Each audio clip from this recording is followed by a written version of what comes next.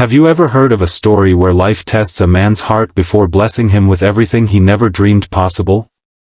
Well, stay with me, because this one will touch your soul. And if by the end you feel that tug in your chest, don't forget to like this video and subscribe, so we can keep sharing stories that remind us all, miracles still happen in the most ordinary places. It started in a dusty corner of a forgotten town, where a mechanic named Jake worked day and night just to keep his little garage open. Jake wasn't the kind of man who complained, though life had given him plenty of reasons to. His father had been a mechanic too, but cancer took him away far too early, leaving Jake with tools, debts, and a promise whispered at the bedside, "Fixing cars fixes people, son. Never forget that." Jake lived by that. Even when customers couldn't pay, he would patch up their vehicles, knowing that sometimes a running car was the difference between keeping a job and losing everything. But kindness didn't pay the bills. His rent was behind, the bank kept sending letters, and there were days Jake skipped his own meals so his younger sister, Emily, who he was raising alone since their mom had disappeared years ago, could eat. Then one morning, a tow truck rattled into his yard with something strange, a beat-up old Corvette. The paint was dull, the engine coughed like it was gasping for air, and the tires looked like they'd been chewed by time. It didn't belong in that small town. Everyone knew Jake's shop was for fixing everyday beaters, not legends of the road. The tow truck driver shrugged. "Some guy paid me cash to drop it here. No name, no number. Just said, let the mechanic take a look." Jake stared at the car, scratching his grease-stained chin. It was the kind of machine his father used to dream about, the kind you saw in magazines, not rusting away in back alleys. Something about it pulled at him. Despite everything on his shoulders, Jake decided he was going to bring this car back to life. What he didn't know was that the Corvette's true owner was watching, miles away. In a penthouse high above the city, billionaire Nathan Cross leaned back in his leather chair, staring at a hidden camera feed from the car. He wasn't just a billionaire, he was lonely.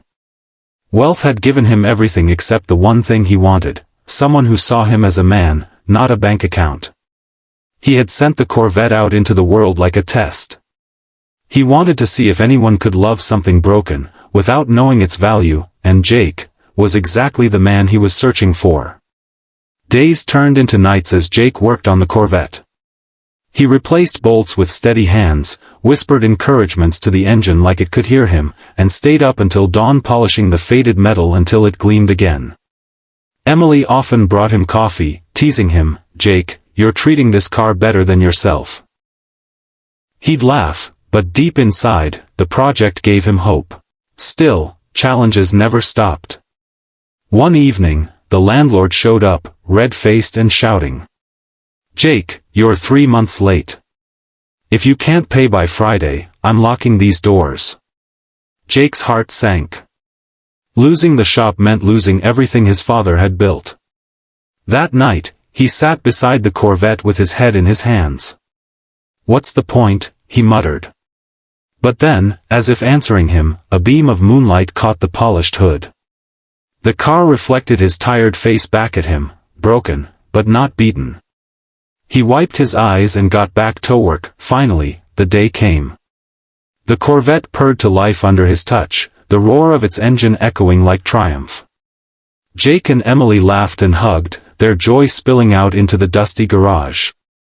That was when a stranger walked in. He was tall, dressed simply in jeans and a plain shirt, nothing flashy. But his presence filled the room. "You did this?" he asked, running his hand along the shining hood. Jake wiped his hands nervously. "Yeah. She just needed care, that's all." The man smiled faintly. "And what do I owe you?" Jake hesitated. He could have named a price that saved his shop, cleared his debts. But instead, he shook his head. "Nothing. I just wanted to see her run again. Sometimes, fixing something broken feels like fixing yourself, you know?" For a moment, silence hung between them. Then the man's eyes softened. "Jake, you don't know who I am, do you?" Jake frowned. Should I? The man chuckled quietly. My name is Nathan Cross. The name hit Jake like thunder. Nathan Cross, the billionaire. Everyone had heard of him. Jake stumbled back, confused. Wait, you own this car? Yes. And I own much more than that, Nathan said gently. But you treated this car like treasure, without knowing its worth. That tells me more about you than any words could. Jake blinked, still trying to understand. Nathan continued, I've been searching for people like you. Honest. Genuine. People who care. I want to invest in your shop. Not just money. I want to see your dream grow. And if you'll let me, I'll make sure you and your sister never have to struggle again. Tears burned Jake's eyes. For years, he had fought alone, scraping by, carrying burdens too heavy for one man. And now, out of nowhere, a miracle stood before him.